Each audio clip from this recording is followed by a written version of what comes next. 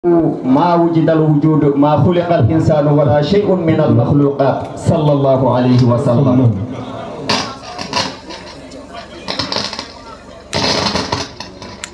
محمد سيد الكونين والثقلين والفريقين من عرب ومن عجم. فالعرب خير أناس ثم خيرهم قريشهم وهو فيهم خير خيرهم صلى الله عليه وسلم.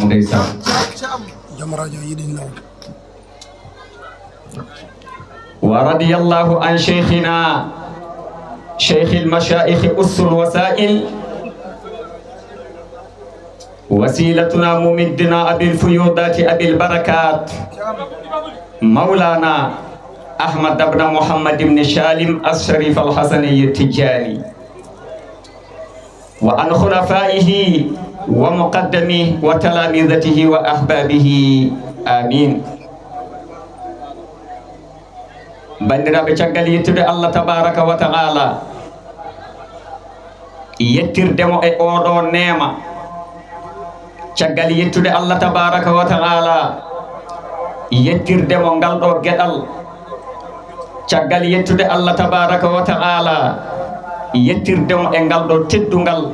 wadde en ko adi fof ke en bani adama en wattude en e leñol ngol o ɓuri suɓade e dendagal leƴƴi ngol o totti ɗum ko hay leñol gotol meeɗa dañde leñol nelaɗo Allah sallllahu alayhi wa sallam. eɗen jettira Allah e ngal gueɗal ceerno kanko Allah o suɓanima nelaɗo ko hay annabi goto meeɗa dañde ko hay neɗɗo goto meeɗa dañde ko hay tagaɗo goto meeɗa dañde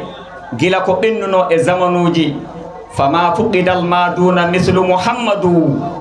wala misluhu hatta alqiyamati yufqadu sallallahu alayhi wa sallam. ceerno mbiye sallallahu alayhi wa sallam. on Allah wi e nder qur'ana kuntum khayra ummatin ukhrijat linnasi kono de ko ta'muruna bil ma'rufi wa tanhawna anil munkar. onon leñol annabi onon ɓuri moƴƴude e dendagal leƴƴi onon leñol nelaɗo Allah onon ɓuri suɗede e dendagal leƴƴi onon leñol nelaɗo Allah onon Allah ɓuri yidde e dendagal leƴƴi e dow ta'muruna bil ma'rufi oɗon jamira gueɗe moƴƴe ɗe Allah yamiri yo neɗɗo waɗɗum oɗon kaɗa gueɗe kaɗaɗe ɗe Allah haɗi yo neɗɗo waɗɗum son cifrima ni onon leñol nelaɗo Allah onon ɓuri moƴƴude wadde mafhum so tawi on ciforaki ni wonko heddi